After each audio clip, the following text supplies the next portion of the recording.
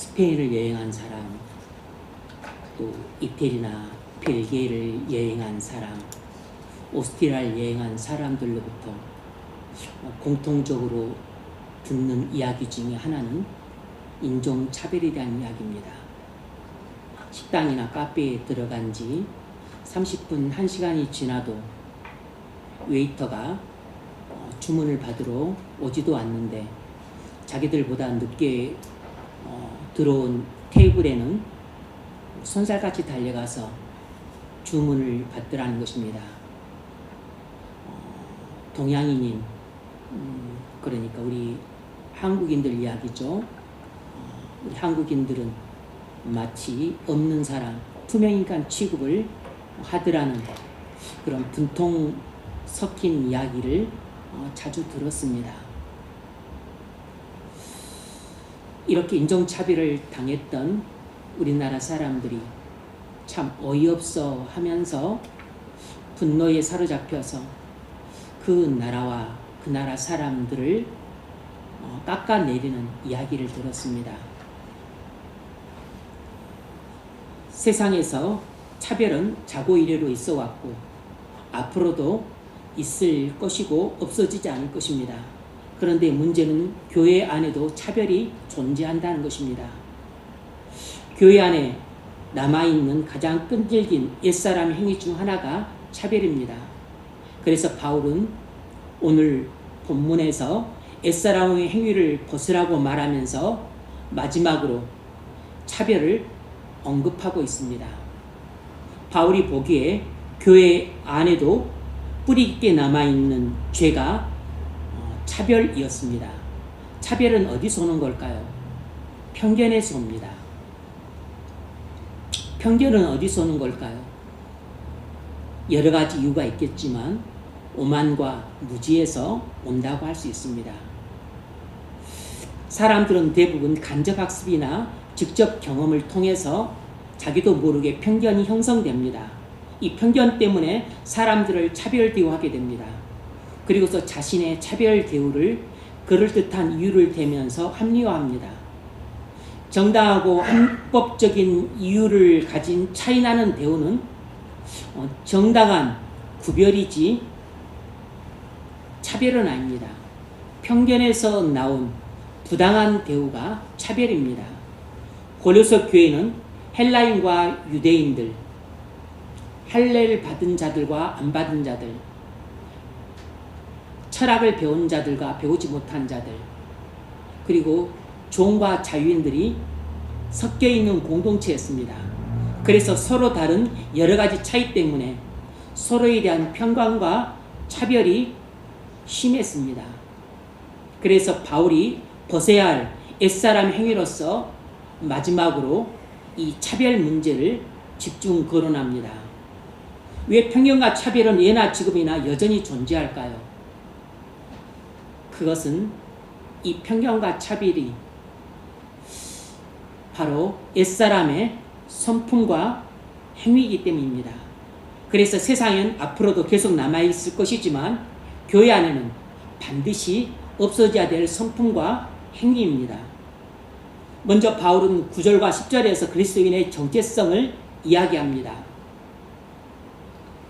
9절, 너희가 옛사람과 그 행위를 벗어버리고 새사람을 입었으니 이 새사람은 자기를 창조하신 이의 형상을 따라 지시기까지 새롭게 하심을 입은 자니라. 그리스도인의 정체성이 무엇입니까? 옛사람이 죽고 새사람이 된 사람입니다. 그리스도인은 과거에 옛사람이 죽었고 새사람이 되었습니다. 여러분은 그리스도를 믿음으로 성령을 받았습니까? 여러분이 거듭났다면 여러분은 과거에 이미 옛사람이 죽었고 새사람이 되었습니다. 그래서 여러분이 그리스도께서 죽으실 때 그리스도와 함께 여러분의 옛사람이 죽었고 그리스도께서 살아나실 때 여러분의 새 사람도 함께 살아났습니다. 옛사람이 죽고 새사람이 된 사람이 그리스도입니다. 옛사람이 죽고 새사람이 된 사람이라야 옛사람의 성품과 행위를 벗을 수 있고 새사람의 성품과 행위를 입을 수 있습니다.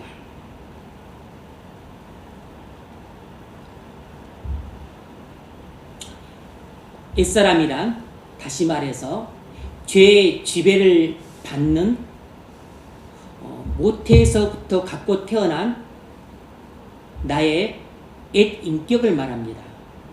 그 옛사람은 음란과 분노와 거짓말 같은 죄들을 자연스럽게 짓는 인격입니다. 우리가 그리스도인이라면 우리의 이런 옛사람은 과거에 예수를 믿는 순간 죽었습니다. 하지만 그 옛사람이 하던 행위와 성품은 아직도 우리 마음과 몸에 남아 있습니다. 이것을 already not yet이라고도 표현할 수 있습니다. 우리는 이미 구원받았지만 아직 완전히 구원받지는 못했다는 뜻입니다. 우리는 예수를 믿는 순간 예수와 연합되어서 예수가 죽을 때 나도 예수와 함께 나의 옛사람이 죽었습니다. 예수가 다시 살아날 때 나의 새사람도 함께 살아났어요. 하지만 나의 옛사람의 성품과 습관과 행위는 아직 내 마음과 몸속에 남아 있습니다. 비유하자면 옛사람은 뿌리고 옛사람의 행위와 성품은 열매와 가지입니다. 떨감나무 줄기를 잘라 달감나무 줄기에 접목을 했습니다. 아담 안에 있던 나가 아담이란 뿌리에서 잘라져 그리스도란 뿌리에 접붙임되어서 그리스도 안에 있는 나로 바뀌었습니다. 이게 그리스도인이에요. 아담이라는 옛사람의 줄기를 잘라 그리스도라는 새사람의 뿌리에 접목을 했습니다. 그래서 우리가 그리스도라는 새사람의 뿌리에 접목되었어도 여전히 아담이라는 옛사람의 성품과 행위가 남아 있습니다. 바로 성화란 그리스도라는 새사람의 뿌리에 접붙임된 우리에게 여전히 남아있는 옛사람의 성품과 행위를 벗어버리고 동시에 그리스도라는 새사람의 성품과 행위를 입는 것입니다. 이것이 바로 성화예요. 그리스도인은 옛사람이 죽었으므로 옛사람 행위를 벗어버릴 수 있고 새사람이 되었으므로 새사람의 성품과 행위를 매일같이 입을 수 있습니다. 여러분이 그리스도인이라면 옛사람이 죽었으므로 음란과 부정과 사욕과 악한 정욕과 탐심이라는 더러운 옛사람의 옷을 벗어버리려고 할 겁니다. 분노와 악의와 비방과 욕설과 거짓말과 같은 추잡한 행위들도 벗어버리려고 할 것이에요. 그리스도인은 이 더럽고 추잡한 옛사람의 성품과 행위를 없앨 수 있습니다. 하지만 자기 힘으로는 못하고 오직 은혜로만 할 수 있어요. 자기 힘으로는 못하고 오직 은혜로만 옛사람을 벗고 새사람을 입을 수 있다는 말을 바울은 이렇게 표현했습니다.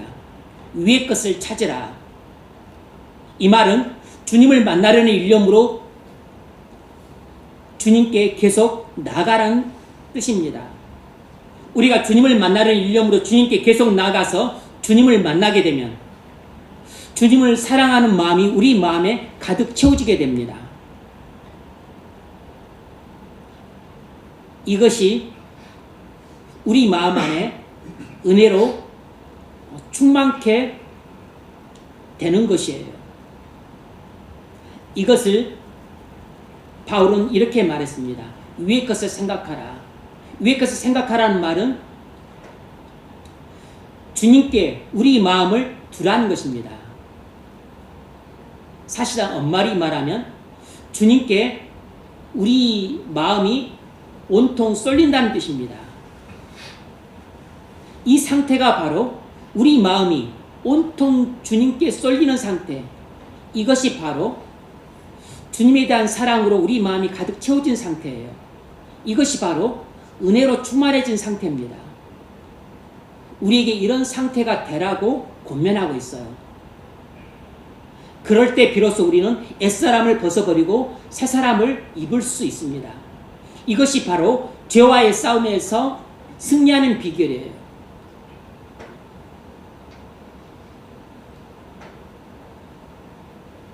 오직 은혜만이 죄를 근절시킬 수 있습니다. 오직 은혜만이 우리에게 아직 남아있는 옛사람의 옷을 벗길 수 있고 새사람의 옷을 입힐 수 있습니다. 그 이유는 은혜의 원천 대신 그리스도만이 가진 우리에게 은혜를 주실 수 있기 때문입니다. 그리스도께서 우리에게 은혜를 주시면 우리는 은혜를 받아 믿음으로 하나씩 더럽고 추한 옛사람의 옷들을 벗어버릴 수 있습니다. 그러므로 오직 은혜로만 옛사람의 더러운 옷들이 벗겨지는 것입니다. 바울은 이단들의 잘못된 가르침이 난무한 골로새 교인들에게 이 놀라운 승리의 삶의 비결을 가르쳐 주었습니다. 그러므로 여러분은 바울이 가르쳐준 이 놀라운 승리의 삶의 비결을 마음에 꼭 새기시기 바랍니다. 이 3, 4장에서 가장 중요한 내용은 바로 승리하는 삶의 비결을 말한 1, 2절입니다.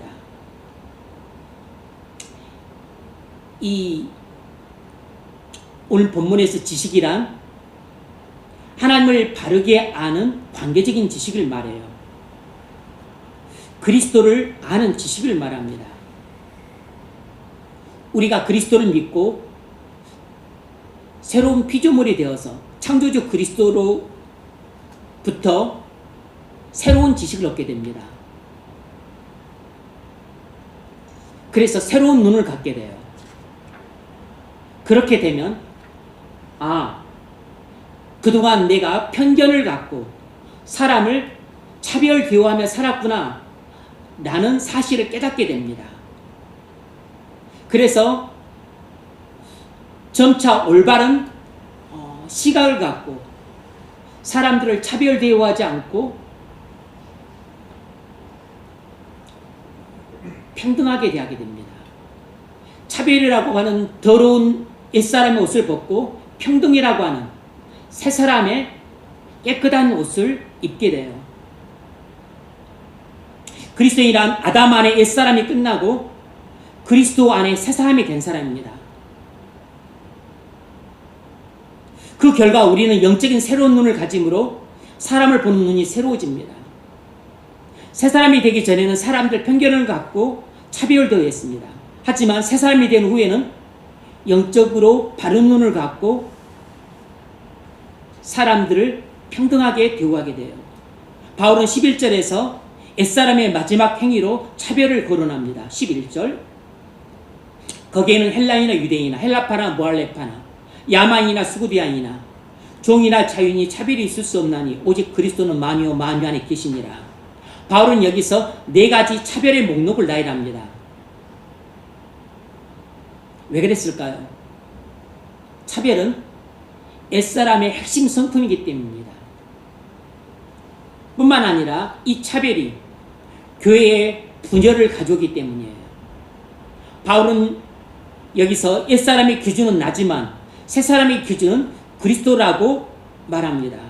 그래서 나를 기준으로 하면 편견을 갖고 사람을 차별적으로 대하지만 그리스도를 기준으로 하면 올바른 관점으로 사람을 평등하게 대함으로 교회의 하나됨을 이룬다는 것입니다. 그러므로 우리가 오늘 본문을 통해 알 수 있는 한 가지 교리는 이것입니다. 그리스도인은 오직 은혜로만 차별이라는 옛사람의 성품을 벗고 평등이라는 새사람의 성품을 입어서 교회의 하나됨을 이룬다는 것입니다. 오직 은혜로만 차별이라는 옛사람의 성품을 벗고 평등이라는 새사람을 입어서 교회의 하나됨을 이룰 수 있습니다. 어떤 이유로든 교회 안에서 차별을 하는 것은 교회를 분열시키고 파괴시킵니다. 그래서 교회 안에서는 모든 차별이 철폐돼야 돼요. 그만큼 차별을 철폐하는 건 중요합니다. 그런데 차별 철폐도 중요하지만 더 중요한 것은 평등이라는 성품을 입어서 교회의 하나됨을 이루어가는 것입니다. 차별을 철폐해야 되는 궁극적인 이유는 교회의 하나됨을 위해서예요. 그럼 오늘 본문에 나온 4가지 차별이 무엇이겠습니까? 첫 번째는 인종차별입니다. 민족차별, 국가차별이에요. 헬라인이나 유대인이나 당시 초대교회 안에는 유대인이냐 헬라인이냐 하는 기준으로 사람을 차별했습니다. 민족을 기준으로 차별하는 것이에요. 오늘날은 인종차별인 셈이고 민족차별인 셈입니다. 오늘날에도 인종차별은 여전합니다.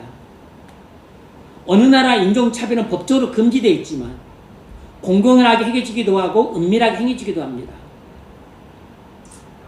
역사적으로 가장 유명한 인종차별, 민족차별은 히틀러 나치즘에 의해서 행해졌던 인종차별, 민족차별입니다. 히틀러는 아리안 민족 지상주의를 주장하면서 유대인과 슬라빈 민족을 혐오했습니다. 집시와 장애인들과 외국인들 혐오했어요. 그래서 유대인 600만 명을 포함해서 슬라브 민족과 집시와 장애인들과 여러 외국인들을 무려 1100만 명이나 학살을 했습니다.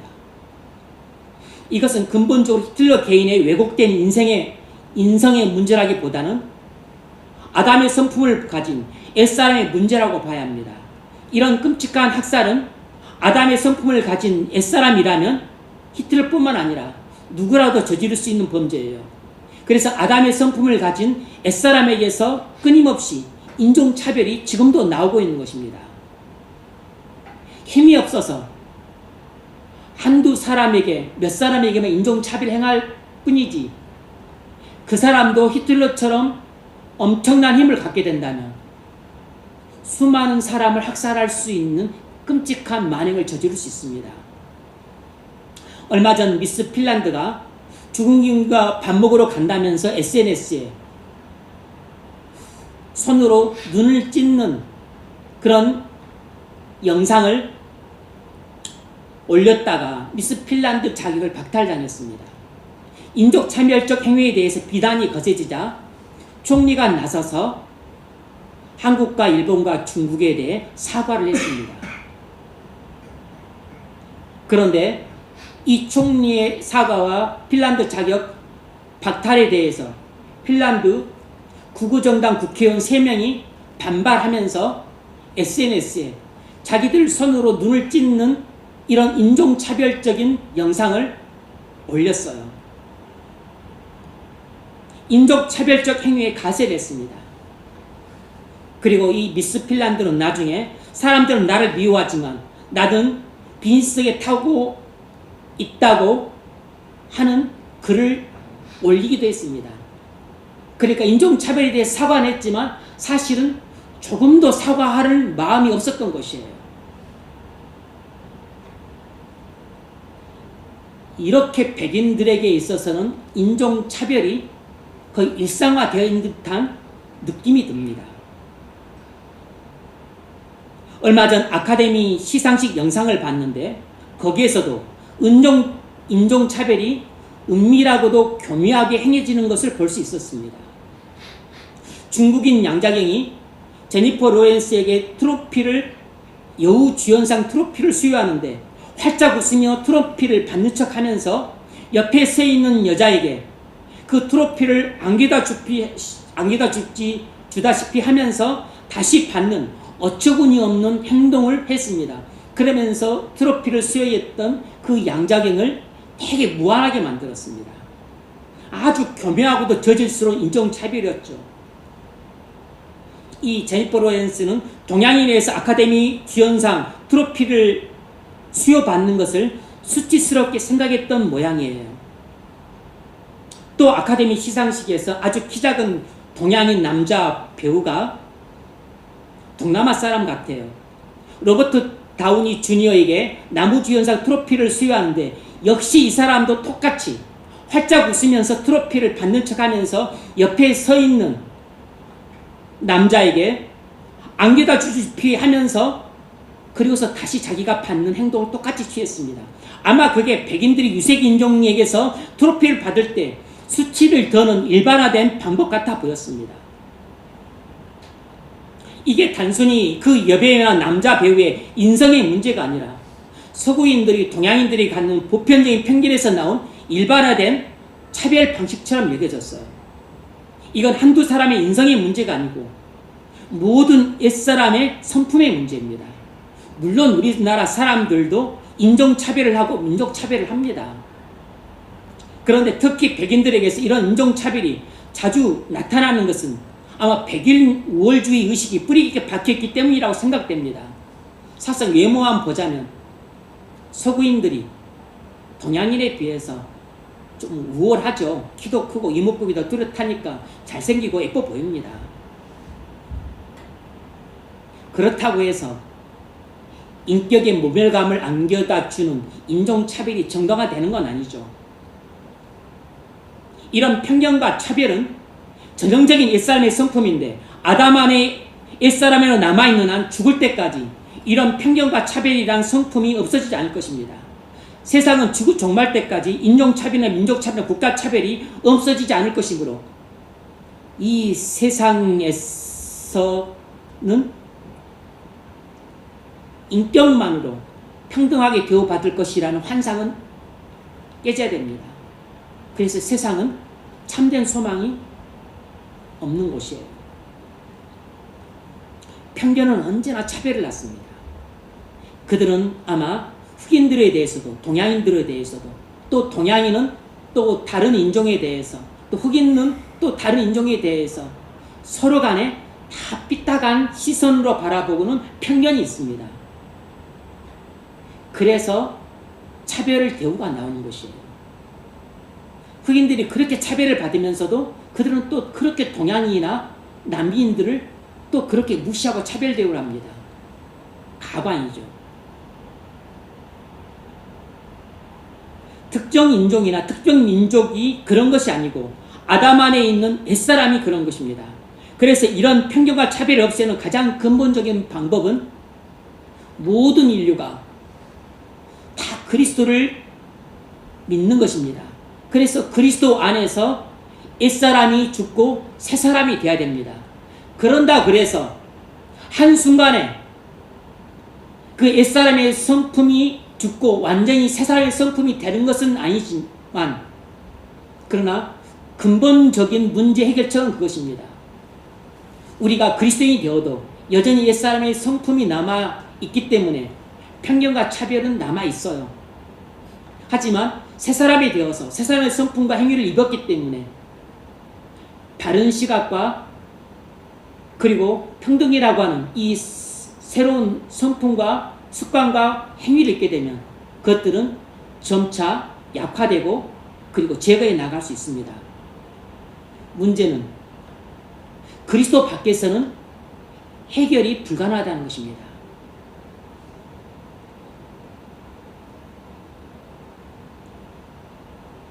물론 우리가 그리스도인이 되었다고 해서 단번에 옛사람의 모든 성품이 제거되고 새사람의 모든 성품을 갖게 되는 건 아닙니다.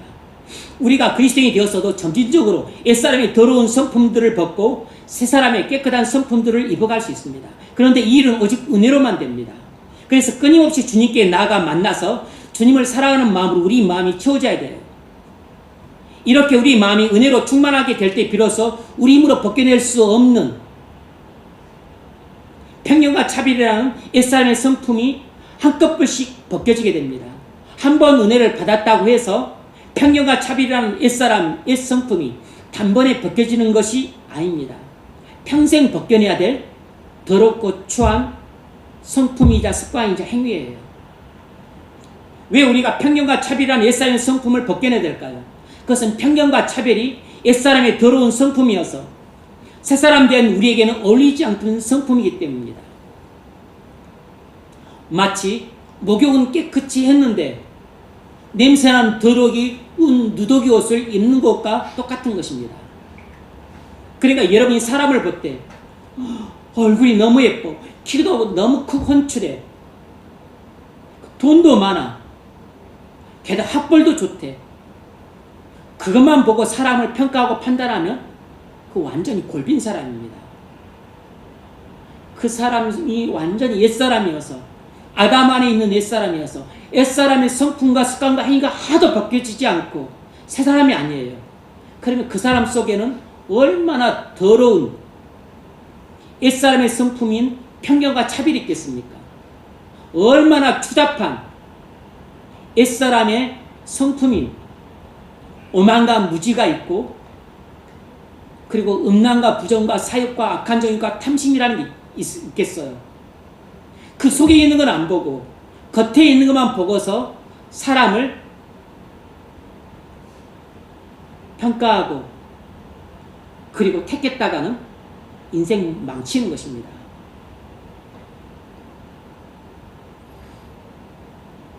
편견과 차별은 죄이기 때문에 하나님이 미워하십니다. 이 죄는 가정 공동체와 사회 공동체의 분열과 파괴를 가져옵니다. 뿐만 아니라 이 죄는 교회 공동체에도 심각한 분열과 파괴를 가져옵니다. 주님은 인종이나 민족이나 국가가 아니라 그리스도 안에 있느냐를 보십니다. 그러므로 우리도 인종이나 민족이나 국가를 볼 것이 아니고 그 사람이 그리스도 안에 있느냐 그리스도 밖에 있느냐를 봐야 됩니다. 새 사람이 되었느냐 아니면 여전히 옛사람으로 남아있느냐 이것을 봐야 하는 것입니다. 요나서를 보면 하나님은 인종과 민족과 국가와 상관없이 아수르 제국의 니느웨 백성들조차도 긍휼히 여기셨어요. 하나님은 인종차별 없이 사람을 대하고 계셨습니다. 하나님은 그리스도 안에서 인종차별을 무너뜨리셨어요. 그런데 하나님의 종인 요나는 하나님 백성들을 멸망시키고 학대했던 그 아수르 사람들에 대한 미움과 분노에 사로잡혀서 편견을 갖고 차별적으로 대했습니다. 그래서 복음을 전하라는 하나님의 명령을 거역하고 다시스로 도망을 쳐버렸어요. 그러니까 우리가 하나님의 백성이 되어도 요나처럼 여전히 편견과 차별이라는 더러운 성품을 갖고 살 수 있는 것입니다. 하지만 그리스도는 십자가로 이 모든 편견과 차별을 제거하셨습니다. 에베소 2장 14절 그는 우리의 화평이신지라 둘로 하나를 만드사. 이것은 유대인과 이방인을 하나로 만들었다는 뜻이에요. 어떻게 만들었냐면 유대인과 이방인 사이에 가로막았던 중간에 막힌 담을 허심으로써. 그럼 유대인과 이방인 사이에 가로막았던 중간에 막힌 담이 무엇이었겠습니까? 바로 편견과 차별입니다. 서로에 대한 편견과 차별이라고 하는 막힌 담을 그리스도께서 십자가에서 제거하심으로써 유대인과 이방인을 하나로 만드신 것입니다. 그러므로 사람과 사람 사이에 있는 편견과 차별이라고 하는 담을 제거해야만 그리스도 안에서 하나가 될 수 있습니다. 우리가 같이 교회를 다닌다고 해서 하나가 되는 게 아니에요. 어쩜 저는 저렇게 키가 작냐? 어쩜 저는 저렇게 피부가 까맣냐? 어쩜 저는 저렇게 옷을 못 입냐? 사투리 너무 촌스러워. 이런 차이를 가지고 흉을 보고 편견을 갖고 이렇게 차별적인 용어들을 쓰게 되면 100년을 함께 교회 생활을 해도 하나가 못 됩니다. 윌리엄 윌버포스는 청년 시절 정치적인 야망이 강한 사람이었습니다. 하지만 25살에 회심해서 그리스도 안에 새 사람이 되었습니다. 그때부터 그는 매일 새벽마다 2시간 가까이 주님께 나아가 만났어요. 성경을 읽고 묵상하고 기도했습니다.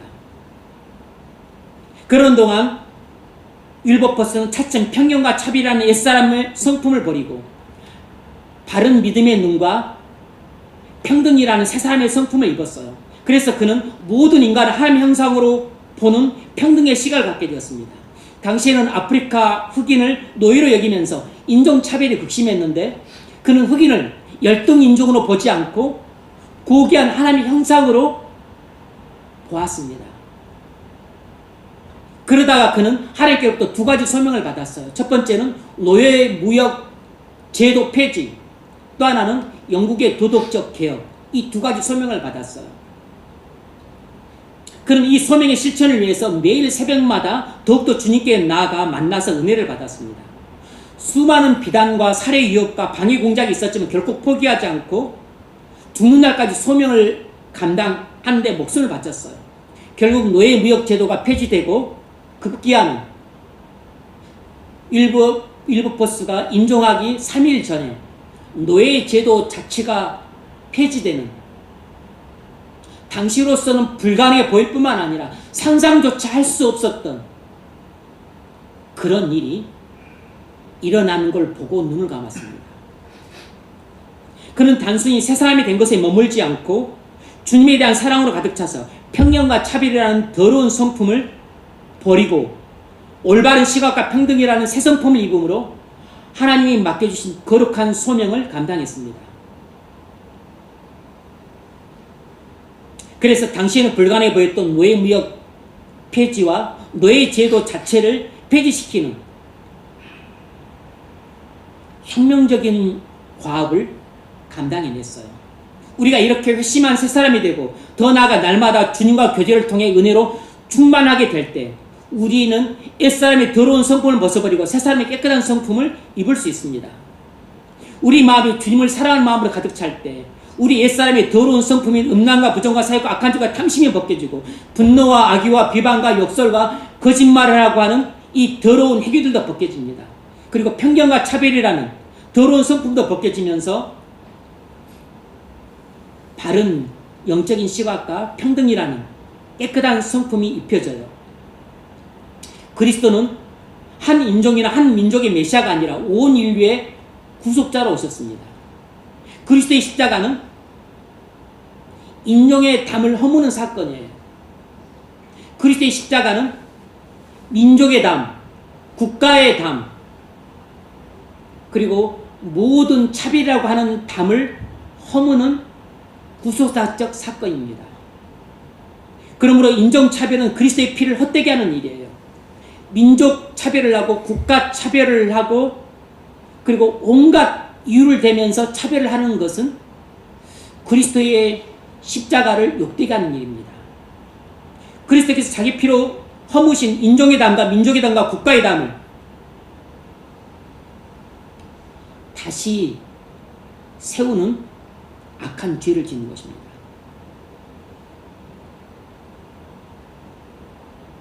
그러므로 우리도 새 사람이 되어서 편견과 차별이라는 옛사람의 성품을 벗고 바른 시각과 평등이라는 새 사람의 성품을 입어서 인종의 담과 민족의 담과 국가의 담을 허물고 그리스도 안에서 하나 되는 교회 공동체를 이루어갈 수 있기를 바랍니다. 오늘 본문에 나온 두 번째 차별은 사소한 문제로 인한 차별입니다. 할례파냐 무할례파냐, 할례파냐 무할례파냐. 예수를 믿고 교회 안에 들어왔으면서도 일부 유대인들은 할례를 받은 신자나 할례를 받지 않은 신자나를 구분해서 차별을 했습니다. 그런데 이미 예수를 믿고 구원받은 그리스도인들에게는 할례를 받았냐 안 받았냐는 전혀 중요하지 않은 문제였어요. 완전히 쓸데없는 문제였습니다. 그런데 아직도 영적인 눈이 띄지 않은 이 일부 유대인들은 할례를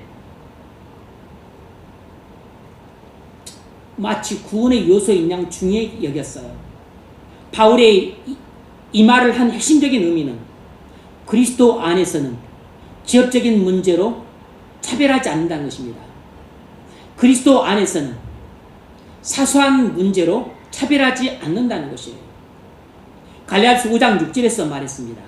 그리스도 예수 안에서는 할례나 무할례나 효력이 없으되 사랑으로서 역사하는 믿음뿐이니라.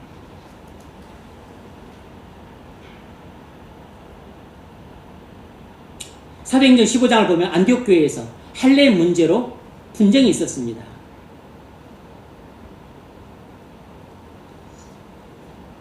할례를 받아야 된다고 계속 고집을 부린 것입니다. 그리스도인 된 자에게는 할례는 완전히 쓸데없는 문제였어요. 이렇게 쓸데없는 문제로 고집을 부리는 사람들이 있습니다. 해도 그만 안 해도 그만 이 사소한 문제로 고집을 피우면서 교회를 불량케 하는 자들이 있어요. 본인도 모르게 사단의 에이전트로 쓰임받는 것입니다. 갈라디아서 6장 15절에서 바울이 이렇게 말했습니다. 그리스도 안에서는 할례나 무할례나 아무것도 아니로되 오직 새로 지으심을 받는 것만이 중요하니라. 여러분, 교회 직분은 신앙생활에서 사소한 문제입니다. 그러므로 교회 직분 갖고 차별해서는 안 돼요. 신앙 스타일도 사소한 문제입니다. 어떤 사람은 활달하고 명랑하고 활동적인 신앙 스타일을 갖고 있어요. 어떤 사람은 아주 내성적이어서 조용하고 얌전하게 신앙생활을 합니다. 어떤 게 더 나은 신앙 스타일을 할 수가 없어요. 그런 쓸데없는 것 갖고 차별하면 안 됩니다. 왜 쟤는 저렇게 조용하고 얌전하고 그렇게 다소가다하게 신앙생활 하는지 몰라. 마음에 안 들어. 완전히 잘못된 시각입니다.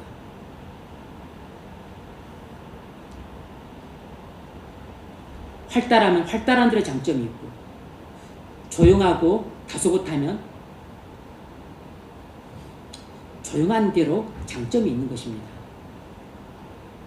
찬송가를 부르든 찬송가도 부르고 복음성가도 부르든 아무 상관없습니다. 이런 사소한 것을 차별해서는 안 돼요. 새 사람이 되느냐가 중요한 것이고, 날마다 옛사람의 성품을 벗고 새 사람의 성품을 입느냐 하는 것이 중요한 것입니다. 쟤는 복음성가도 부르든 말든 그게 무슨 상관입니까? 신앙생활을 은혜 가운데 잘하는 게 중요하지. 교회 안에서 정치적인 성향이 뭐냐는 사소한 문제입니다. 사소한 문제를 침소봉대해서 중대한 문제로 탈바꿈시켜서는 안 됩니다. 이런 문제로 편견을 갖고 차별해서는 안 돼요. 신앙의 균형 잡힌 새 사람이라면 정치적으로 진보나 중도나 보수의 입장을 취할 수 있습니다. 이런 정도는 모두 가능해요. 그러나 극좌나 극우는 안 됩니다.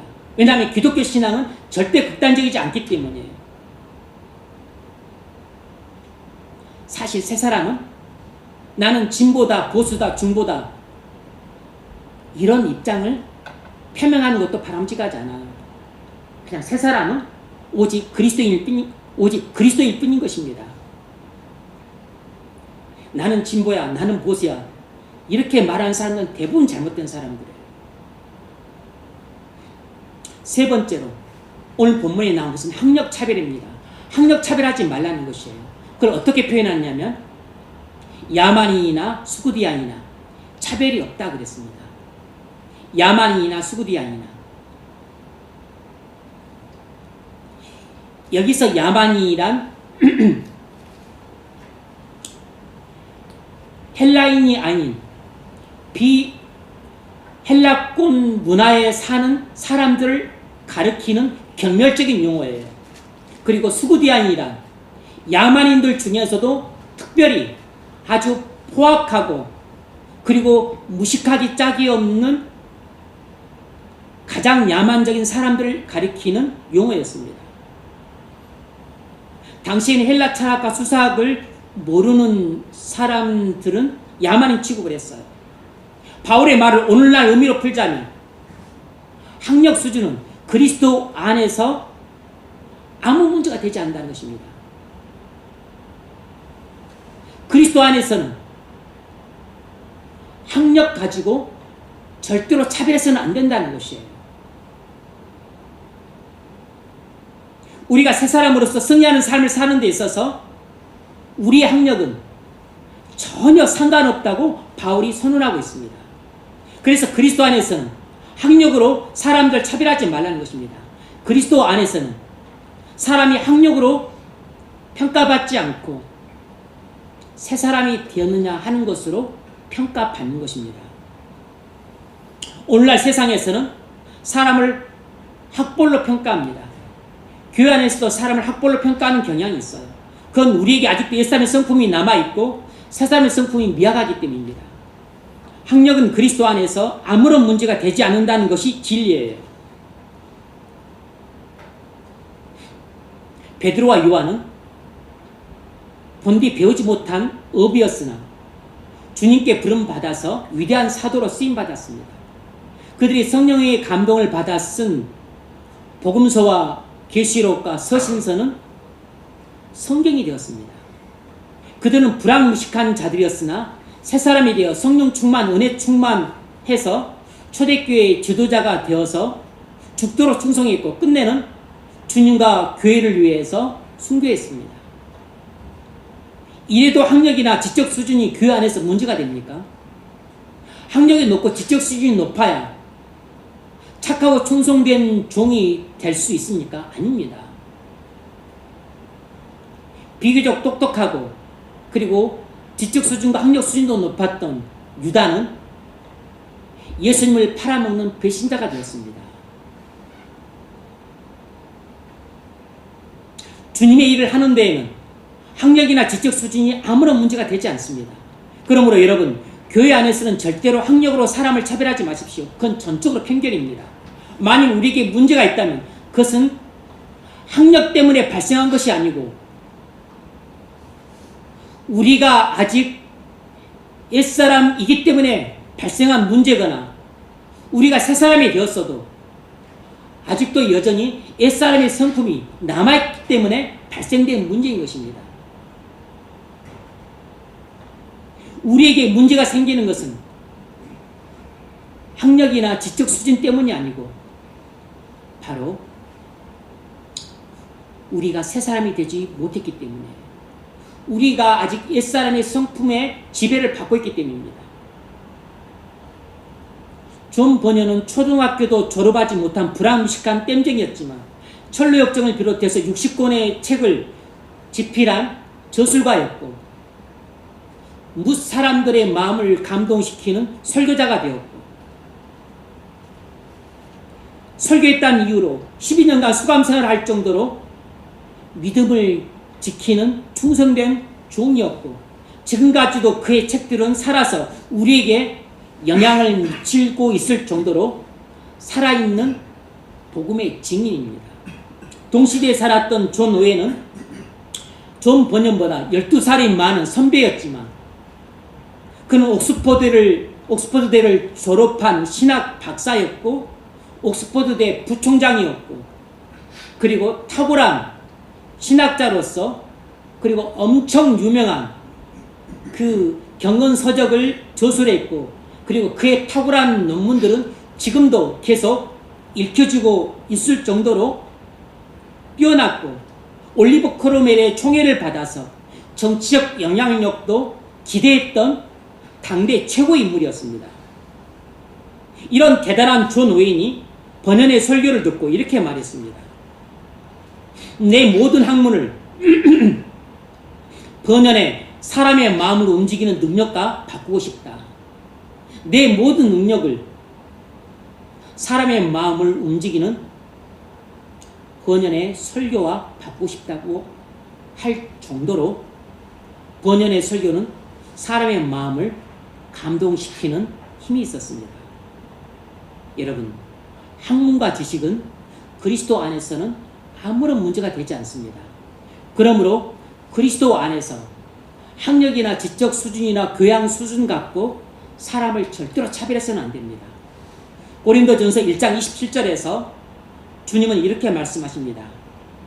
그러나 하나님께서 세상에 미련한 것들을 택하사 지혜 있는 자들을 부끄럽게 하려 하시고 세상에 약한 것들을 택하사 강한 것들을 부끄럽게 하려 하시며 하나님께서 세상에 천한 것들과 멸시받는 것들과 없는 것들을 택하사 있는 것들을 폐하려 하시나니 여러분, 하나님이 누구를 쓰십니까? 미련한 자들, 약한 자들, 천한 자들, 멸시받는 자들, 없는 자들을 오히려 택해서 쓰신다는 것입니다. 그래서 학력 높은 자들, 지식 있는 자들, 돈 많은 자들, 신분 높은 자들, 지위 높은 자들, 이런 사람들을 부끄럽게 하시기 위해서 그런다는 것이에요.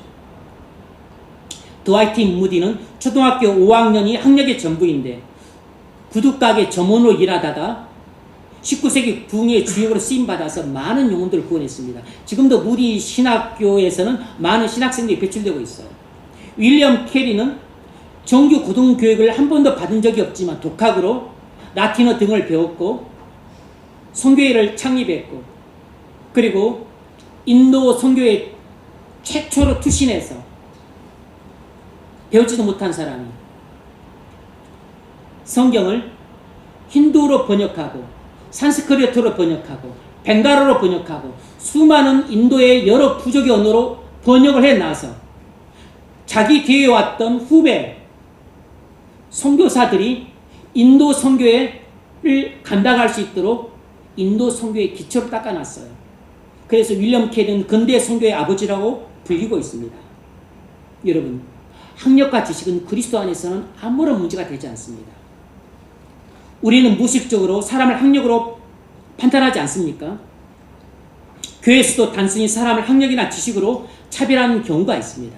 그건 전적으로 우리가 가진 편견에서 나온 차별이에요. 그리스도 안에서 문제가 되는 것은 학력이 아니고 회심했느냐는 것입니다. 새 사람이 되었느냐는 것이에요.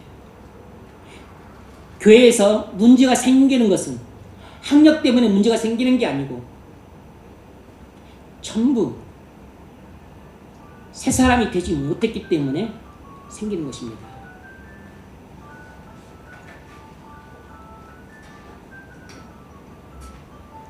믿는 부모들도 자식들 중에 공부 잘하는 애와 못하는 애를 차별하는 경우가 있습니다. 자식들 마음에 평생 상처로 남아요. 세상에서는 학력이 문제가 될지 몰라도 그리스도 안에서는 아무런 문제가 되지 않습니다. 공부 못한다고 공부 잘하는 자식과 여러분 차별하지 마십시오. 갈라디아서 6장 15절. 그리스도 안에서는 할래나 뭐할래나가 아무것도 아니로되 오직 새로 지으시는 받는 것만이 중요하니라. 그리스도 안에서는 학력이 아무것도 아니로되 오직 새 사람이 되었느냐 하는 것만 중요합니다. 여러분이 그리스도 안에서 사람을 볼 때는 학력을 볼 것이 아니고 새 사람이 되었나를 보셔야 됩니다. 마지막 네 번째로 바울이 언급한 교회를 파괴시키는 네 번째 차별은 신분차별입니다. 신분차별과 빈부차별이에요. 이것을 바울이 이렇게 표현했습니다. 종이나 자유이나 차별이 없느니라. 종이나 자유이나. 당시 교회 안에는 종이나 자유이나 신분이 높은 자나 낮은 자나 부자나 가난한 자가 함께 있었습니다. 그런데 바울은 종이나 자유이나 차별이 없다고 선언했어요. 이 말의 의미가 무엇이겠습니까?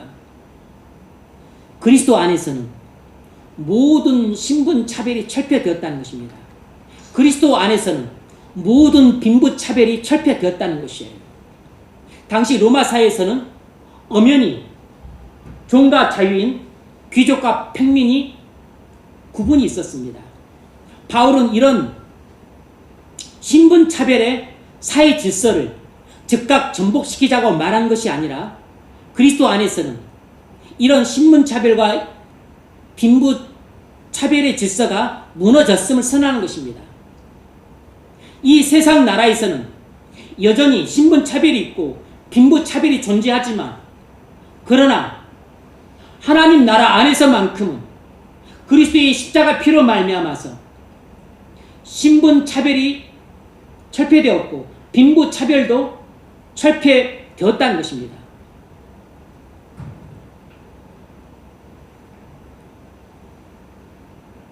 바울의 이 말은 세상에서 사회적 평등을 선언하는 것이 아니라 하나님 나라 안에서의 평등을 선언하는 것입니다. 오늘날 세상에서는 사회적 지위나 권력이나 재력이나 명성에 따라서 신분이 결정됩니다. 오늘날에도 신분이 있어요. 그래서 세상에서는 여전히 신분 차별이 존재하고 빈부 차별이 존재합니다. 초대교회 당시에도 교회 안에 빈부 차별이 있었습니다. 야고보서 2장 2절을 보면 야고보가 이렇게 한탄합니다. 너희 회당에 금가락지를 끼고 아름다운 옷을 입은 사람이 들어오고 또 남난 옷을 입은 가난한 사람이 들어올 때 너희가 아름다운 옷을 입은 자를 눈여겨보고 말하되 여기 좋은 자리가에 앉으소서 하고 또 가난한 자에게 말하되 너는 거기 서 있든지 내 발등상에 앉으라 하면 너희끼리 서로 차별하며 악한 생각으로 판단한 자가 되는 것이 아니냐. 그러니까 당시 그 성령 충만했던 초대교회 안에서조차도 여전히 옛사람이 있고 옛사람의 성품이 남아있었기 때문에 가난한 자들은 부자들은 우대하고 가난한 자들은 천대했다는 것입니다. 그래서 야고보가 이렇게 경고합니다. 사람을 외모로 취하지 말라. 부자와 가난한 자를 차별대하지 말라는 것입니다. 교회가 세상의 신분과 빈부의 계급을 그대로 두려우면 그때부터 복음은 소리를 잃게 됩니다. 그때부터 교회는 더 이상 교회가 아니고 세상이 됩니다. 세상에서는 사장님, 과장, 대리라고 부르지만 교회에서는 절대로 사장님, 과장님, 대리라고 부르면 안 됩니다. 직분을 불러줘야 돼요. 장로님, 권사님, 집사님, 형제, 자매라고 불러야 됩니다. 세상에서는 교수님, 조교 이렇게 부를 수 있지만 또 불러야 되지만 교회 안에 들어오게 되면 직분을 불러야 됩니다. 집사님, 형제, 자매. 세상의 신분과 호칭을 교회 안으로 끌고 들어와서는 안 됩니다. 세상에서는 세상의 직분으로 불러주고 교회에서는 교회의 직분으로 불러줘야 됩니다. 세상과 교회는 엄연히 다른 나라예요. 영적으로 완전히 다른 나라입니다. 그래서 부르는 호칭도 다른 것이에요. 그리고 대우도 다릅니다. 세상에서는 차별을 정당화하지만 하나님 나라에서는 그러지 않습니다. 초대교회에서 종과 주인이 함께 성찬을 받았습니다. 이런 일이 당시 사회 질서를 뒤흔든 큰 충격이 있기 때문에 세상이 큰 충격을 받았어요. 이렇게 세상에 큰 충격을 줄 수 있는 교회에 신분이 철폐되고 그리고 빈부가 철폐되는 이렇게 서로 간에 평등하게 대하는 것이 바로 하나님 나라 안에서만 이루어질 수 있는 세 사람의 행위들입니다. 그리스도께서는 무려 3번이나 신분 차별과 빈부 차별을 철폐시켰습니다. 무려 3번이나 인종 차별과 학력 차별과 사소한 문제로 인한 차별들을 철폐시켰어요. 그 첫 번째 차별은 바로 성육신을 통해서 이루어졌습니다. 그리스도께서는 하늘의 영광스러운 왕이란 신분을 버리고 이 땅에 낮고 비천한 종의 신분을 갖고 오셨어요. 그럼으로써 주님은 이 성육신을 통해서 신분 차별과 빈부 차별을 철폐시킨 것입니다. 두 번째는 그리스도께서 이 땅에서 사역하실 때 신분과 빈부를 가리지 않고 차별 없이 대하셨습니다. 그래서 천대받던 창녀와 세리들의 친구가 되어주었고 가난한 자들의 벗이 되어주셨습니다. 세 번째는 그리스도의 십자가에서 종이나 자유이나 차별 없이 모두를 위해 죽으심으로써 신분 차별과 빈부 차별을 완전히 철폐시켰어요. 결정적으로 천국에서는 신분 차별과 빈부 차별이 없습니다. 왜냐하면 그리스도 안에서 신분 차별과 빈부 차별이 철폐되었기 때문입니다. 오직 새 사람이냐 옛 사람이냐 하는 구별만 있을 뿐이에요. 그러므로 우리는 권력자나 재력가나 명성 있는 자나 지위가 높은 자들은 존대하고 지위가 낮거나 가난한 자들은 천대해서는 안 되겠습니다. 가정에서든 직장에서든 사회에서든 교회에서든 우리는 늘 그리스도 안에서 사람들을 대하고 있는 것이에요. 그러므로 여러분이 혹여 직장과 사회에서는 신분과 빈부에 따라서 사람들을 차별 대우하고 그걸 또 당연시하면서 교회에서는 사람들을 평등하게 대해야 된다고 생각한다면 그건 완전히 이중생활입니다. 우리는 교회뿐만 아니고 가정이든 직장이든 일반 사회에서든지 간에 우리는 그리스도 안에서 살고 있는 것입니다. 그러면 우리는 교회 안에서 뿐만 아니고 가정이든 직장이든 사회에서든 상관없이 우리는 그리스도 안에서 모든 사람들 대하고 있기 때문에 우리는 모든 사람들을 차별적으로 대해서는 안 되고 평등하게 대해야 돼요. 그렇다고 해서 모든 사람을 동등하게 대하라는 말이 아닙니다. 평등과 동등은 다른 뜻이에요. 평등하게 대하라는 말은 모든 사람들을 인격적으로 대하라는 말이지만, 동등하게 대하라는 말은 모든 사람을 획일적으로 똑같이 대하라는 말이니까 전혀 다른 뜻입니다. 우리가 세상에서 사장님과 그리고 말단 나의 부하 직원을 대할 때 인격적으로는 평등하게 대해야 되지만, 그러나 대하는 태도나 어투나 그리고 공손함에 있어서는 동등할 수가 없는 것입니다. 다르게 대해야 돼요. 우리가 노인이나 애들이나 우리가 인격적으로 평등하게 대해야 되지만, 그러나 노인에게는 공손하게, 그리고 애들에게는 따뜻하고 친절하게 대해야 돼요. 다르게 대해야 되는 것입니다. 동등하게 대하면 안 되는 것이에요. 남자와 여자를 모두 평등하게 대해야 되지만 동등하게 대해서도 안 됩니다. 차별하는 게 아니고 그 신분에 맞게 달리 대하죠.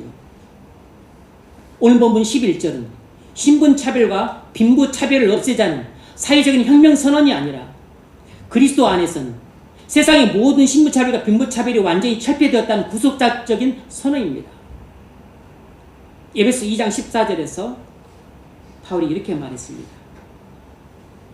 원수된 것, 곧 중간에 막힌 담을 자기 육체로 허시고, 본래 의미는 그리스도께서 십자가로 유대인과 이방인 사이에 중간에 막힌 담을 십자가로 허셨다는 뜻입니다.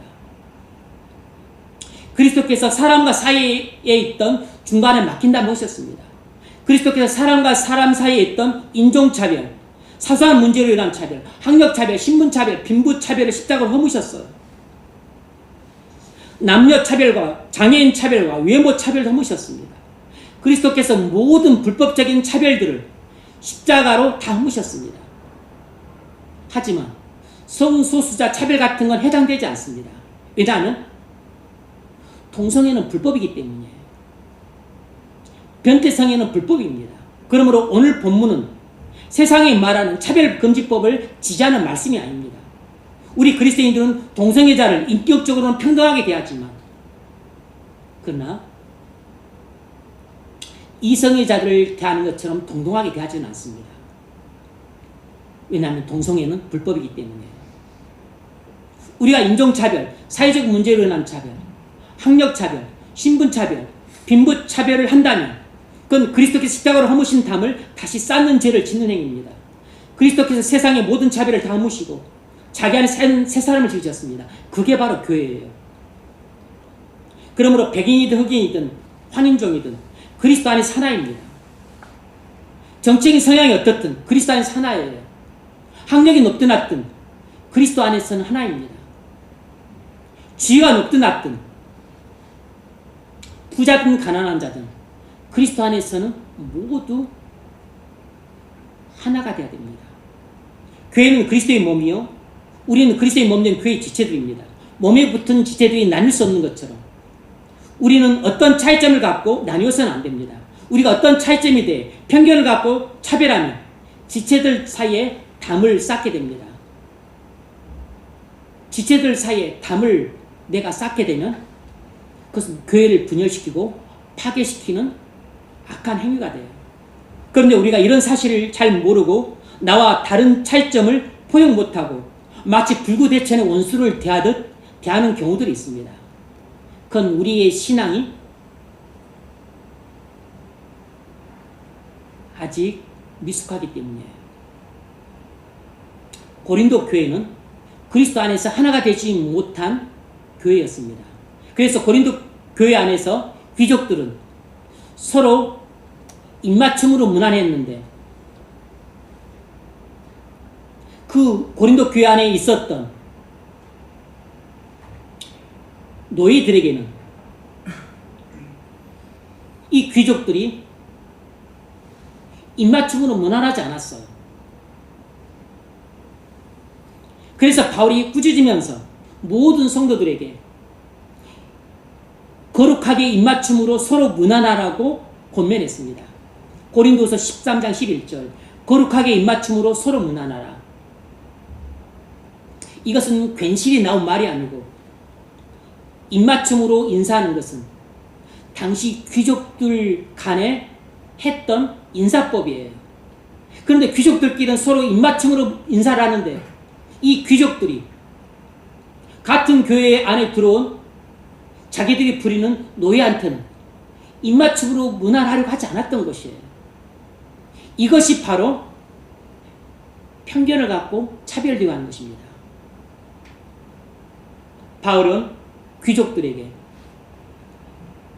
세상에서는 너희가 부리는 노예들이지만 교회 안에서는 한 형제고 자매이기 때문에 마치 세상에서 노예를 대하듯이 교회 안에서는 그렇게 대하면 안 된다는 것입니다. 교회 안에서는 한 형제와 한 자매이기 때문에 형제 자매를 대하듯이 바른 시각으로 바라보고 그리고 평등하게 대하라는 것이에요. 거룩하게 입맞춤으로 서로 무난하라. 반면에 로마 교회는 그리스도 안에서 하나가 된 교회였습니다. 이 로마서 16장 10절에는 아리스토블로라는 이름이 나오는데 이 아리스토블로는 헤롯 대왕의 둘째 부인에게서 낳은 왕자였습니다. 그의 형 헤롯 아그리빠가 하나님이 벌레로 치셔서 죽였어요. 그래서 그 뒤를 이어서 분봉왕이 될 위치에 있었는데 그가 로마로 유학을 갔다가 기독교 신앙을 갖게 되면서 유대로 돌아와서 분봉왕으로 되는 것을 거부하고 로마 교회에 남았어요. 그러니까 이 아리스토블로는 유대 왕족이었던 겁니다. 하스몬 왕가의 왕족이었어요. 헤롯 왕가의 왕족이었던 거죠. 뿐만 아니라 12절에 나오는 보시는 페르시아 출신의 여자 노예였습니다. 페르시아 출신의 노예였어요. 그러니까 로마 교회 안에는 로마 귀족들도 있고 평민들도 있고 그리고 보시처럼 페르시아 출신의 노예들도 있고 또 아리스토블로처럼 유대 왕족들이 모두 섞여서 서로 형제 자매로 하나가 되어서 잘 지내고 있었습니다. 그래서 로마서를 보더라도 바울이 왜 너희들끼리 이렇게 갈등하고 반목하냐 책망하는 구절이 없습니다. 비교적 이 서로 간의 다른 신분의 차이를 극복하면서 이 신분의 차이 때문에 서로 대립하고 반목하고 편견을 갖고 차별 대우하는 일들이 없었던 것이에요. 그래서 거룩하게 서로 입맞춤으로 무난하라. 이런 책망성의 권면이 없습니다. 갈라디아서 3장 26절 너희는 유대인이나 헬라인이나 종이나 자유이나 남자나 여자나 다 그리스도 예수 안에서 하나이니라. 바울이 그리스도 예수 안에서 하나라는 말을 이렇게 갈라디아 서신에서 강조를 하고 있었던 것은 갈라디아 교회가 이런 신분 차이 때문에 서로 교인들 간에 차별이 극심했기 때문이에요. 우리는 다양한 차이점을 가졌지만 반드시 교회는 하나가 되어야 됩니다. 그 차이점에 대해 편견을 갖고 차별해서는 안 돼요. 인종이나 사소한 문제나 학력이나 신분이나 빈부는 그리스도의 몸된 교회의 하나됨을 깨뜨릴 만큼 중요한 차이점이 아닙니다. 우리가 가진 다양한 차이점은 서로 보완해주고 서로 도와주고 서로를 부유하게 채워줄 수 있는 장점으로 얼마든지 승화시킬 수 있습니다. 우리는 서로 은사도 다르고 능력도 다르고 그리고 차이도 달라요. 그러므로 서로 다른 차이점을 갖고 너는 왜 그것도 못하니? 너는 왜 그 모양이냐? 이렇게 꾸짖기보다는 그 사람이 못하는 것을 내가 잘할 수 있으므로 도와주고 또 내가 못하는 것을 그 사람이 뛰어난 재능으로 잘할 수 있기 때문에 서로 도와주고 채워주고 그리고 보완해 주면서 서로의 차이점을 서로를 도와주고 부여하게 해주는 이런 장점으로 승화시켜 나가는 교회가 은혜로운 교회고 성숙한 교회입니다. 그래서 서로의 차이점을 가지고 편견을 갖고 바라보면서 흉을 보고 그리고 차별 대우하는 것은 미숙한 교회고 고린도 교회처럼 분쟁과 반목을 거듭하게 되는 것이에요. 하지만 우리가 가진 차이점을 서로를 도와주고 보완해주고 그리고 부유하게 해주는 장점으로 승화시킬 때 그것이 바로 교회의 진정한 힘이 되고 그리스도의 몸된 교회의 진정한 아름다움이 되는 것입니다. 말씀을 맺겠습니다. 여러분, 편견과 차별을 벗는 길은 오직 은혜뿐이에요. 편견과 차별은 교육으로 사라지지 않습니다. 편견과 차별은 오직 그리스도께서 주신 은혜로만 벗겨집니다.